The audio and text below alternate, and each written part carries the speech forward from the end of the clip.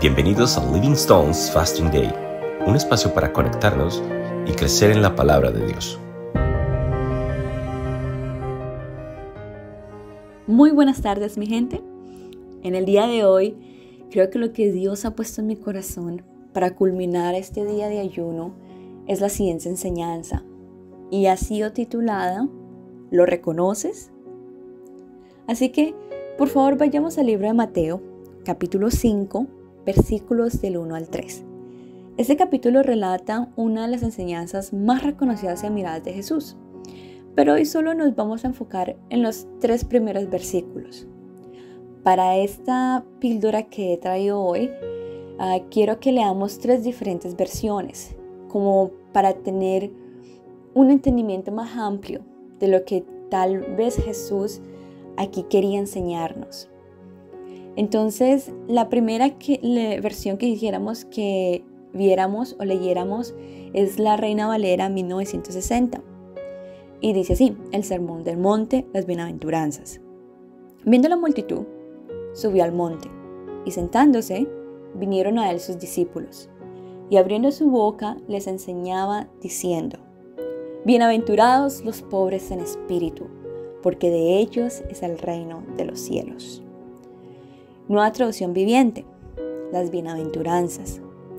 Cierto día, al ver que las multitudes se reunían, Jesús subió a la ladera de la montaña y se sentó. Sus discípulos se juntaron a su alrededor y él comenzó a enseñarles. Dios bendice a los que son pobres en espíritu y se dan cuenta de la necesidad que tienen de él, porque el reino del cielo les pertenece. Y la última versión es traducción lenguaje actual y dice así: bendiciones. Cuando Jesús vio a tanta gente, subió a una montaña y se sentó. Los discípulos se le acercaron y él comenzó a enseñarles. Dios bendice a los que confían totalmente en él, pues ellos forman parte de su reino. Así que en esta parte vemos que Jesús nos está hablando no de un estado económico de pobreza, sino de un estado espiritual.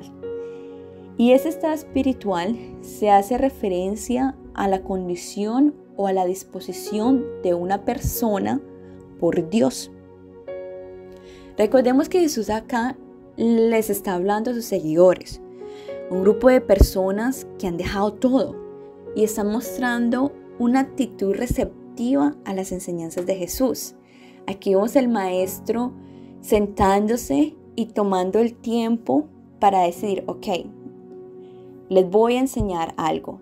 Y ahí vemos que a la manera que el maestro viene y presenta esta enseñanza, o ven que el maestro está ahí para enseñarles algo, los discípulos vemos que ellos vienen y se acercan, mostrando esta actitud receptiva a las enseñanzas o a la enseñanza que Jesús iba a dar.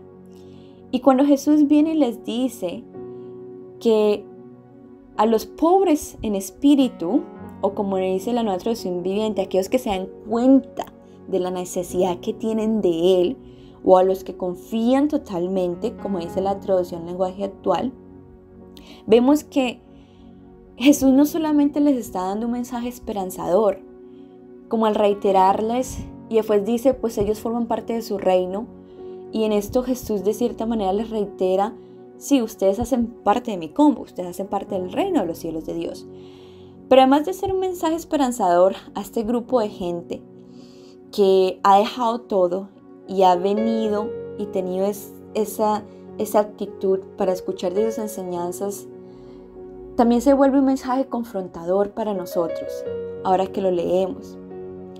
Y antes de seguir, quisiera aclarar la parte cuando dicen pobres en espíritu, porque muchas veces lo vemos como una fórmula de que si no busco a Dios hoy, el Señor tal vez viene hoy o viene al segundo, no me fui para el cielo. No, es solamente como una pequeñísima parte del concepto del reino de Dios. Así que, ¿cómo este versículo realmente nos confronta? no quiero que esta enseñanza venga y se lo cojan como una fórmula como acabo de decir. Quiero que más bien lo veamos en la manera en cómo este versículo nos está confrontando a nosotros. Y pues nos hace reflexionar sobre el tipo de discípulo que somos. Y muchas veces confundimos pobreza espiritual con poco conocimiento bíblico. Y si vemos acá, Jesús le está hablando a un grupo de personas que técnicamente no es que tuvieran mucho conocimiento bíblico. Estamos hablando de gente que tal vez tenía algún conocimiento bíblico, porque muchos de sus discípulos realmente desde pequeños, según la ley judía, tenían que tener cierto conocimiento bíblico, pero no eran fariseos o no eran dueños de la ley o nada así. Y aquí Jesús les está diciendo que ellos forman parte del reino. Entonces aquí vemos que no es algo relacionado con conocimiento bíblico. Y aunque es muy importante conocer las escrituras, aprender acerca del reino de Dios, esto no se trata tanto del conocimiento que tengan. Porque podemos ver que los discípulos, aunque tal vez pudieran tener cierto conocimiento debido a las escrituras, debido a su cultura judía, no creo que hubieran tenido tal vez el conocimiento que en ese tiempo se requería para tú poder tener un maestro. Así que, colocando eso a un lado, quisiera que recordemos o tengamos bien claro que Jesús acá, cuando nos está hablando de pobre en espíritu, está describiendo un tipo de seguidor. Está describiendo a una persona que reconoce en su corazón que no tiene recursos espirituales o méritos propios.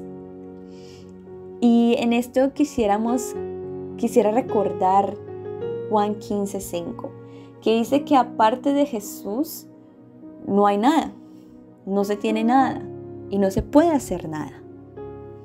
Así que mi pregunta es, ¿será que somos de los seguidores de Jesús que en verdad ponen toda su confianza en Él?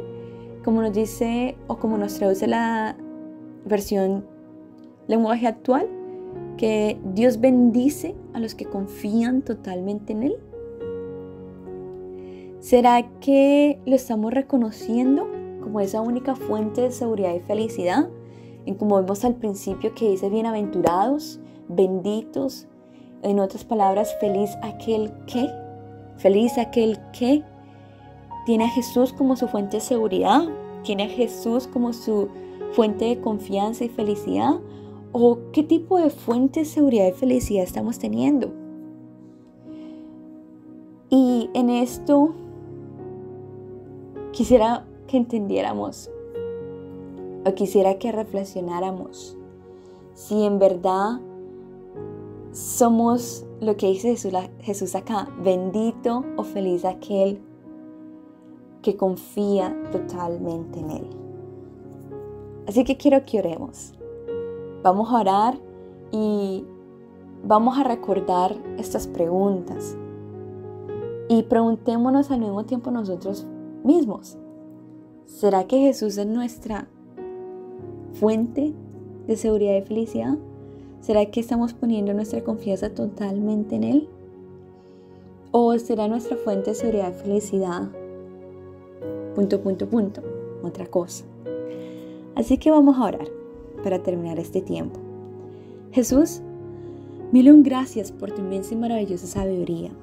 Gracias por las bendiciones y enseñanzas que les diste a los discípulos en ese tiempo y a nosotros.